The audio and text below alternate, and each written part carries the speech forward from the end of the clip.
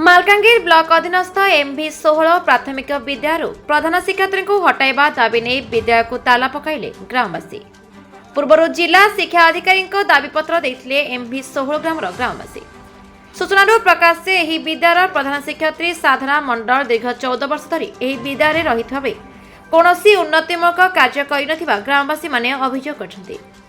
विद्यालय परिचालना हेउथवा कमिटर सभापति साधा कागज रे दस्तखत आनी निज मनमुखी हिसाब रे विद्यालय कार्य कराउछु बोली अभियोग होइछि।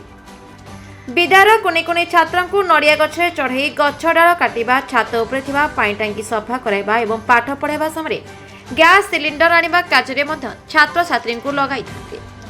ता सहित रोषे होइथिबा हांडी धोइबा को छात्र छात्री मानकु बाध्य करुथवा मध्ये ग्रामवासी माने अभियोग करछन्ति। एथिर अनुमान जे एही सरकारी प्राथमिक विद्यालय पिला माने पाठ न पढ़ी शिक्षयित्री भय रे काम करने को बाध्य होते।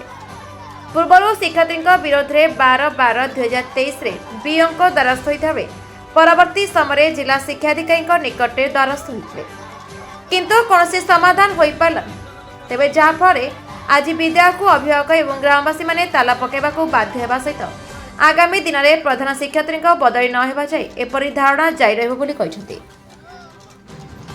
मालकानगिरी संजय अधिकारी सहित Kalyan Ray report the republic Odisha 24 news.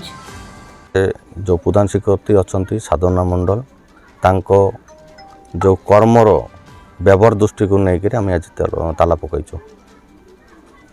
तांके विगत 14 वर्ष धरी आम स्कूल प्रधान शिक्षयित्री भाव अच्छा आम गोटे भरोसा कर पिला घर छाड़ुचु किंतु तांके आम पिला सहित जो खराब व्यवहार बा खराब जो काम करवा उचित नुहे से कम कराऊँच जमती नड़िया गछर चढ़े डाल कटेवा, पानी टांकी सफा कराइबा, लेट्रिन सफा कराइबा, इटा बुआ काम, चिप्सी बुआ काम, मासन काम सब कराऊँ पिला।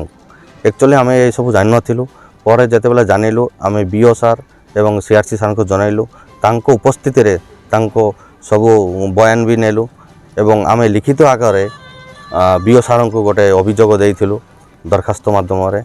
बीओ सार डीओ सार को से दरखास्त ये कले तापर आम गत 26 तारिख दिन डीओ सार ऑफिस भी जाइलु सेठी जाइए डीओ सार से कथा हेलु तांके प्रतिश्रुति देले 3-4 दिन भितर साधना दिन को बदली कराइबे बोले किंतु आज पर्यंत यार किसी कार्य करना जहाँफल आज आम बाध्य होकर आम स्कूल रे ताला पकईचु। डिसेम्बर 9 तारिख आम मीटिंग बसलु से सीआरसी सार आमर बीओ सार आसला आसी आमको प्रतिश्रुति देला जो आम कम्प्लेन जनइलु हेड दीदी को बदली करने तार बहुत किसी कम्प्लेन आसला आम द्वारा तापर से कहला हाँ ठीक अच्छे आम बदली करदेबू तापर आम ए पर्यंत किसी तार समाधान बाट पाइलु ना से आम स्कूलटा घेराव कर ताला पकई आम दांडर पे धरी बस आमर दाबी एतिकी थी जो आम हेड दीदी को बदली न आसो नुआ दीदी न टीचर न आसबे जाई आम दांडर बसबू आमती रैली आमर चलती।